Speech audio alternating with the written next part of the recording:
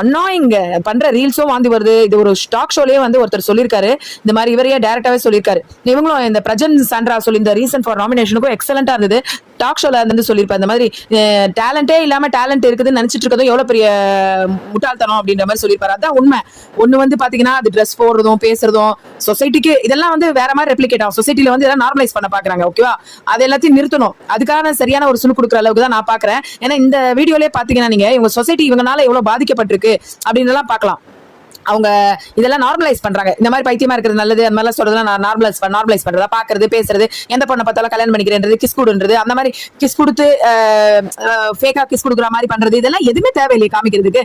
அது இவங்க பேசுறதுல அடல்ட் கண்டென்ட் இதெல்லாம் ஸ்டேட்மெண்ட்லாம் காது கொடுத்து கேட்க கூட முடியாது.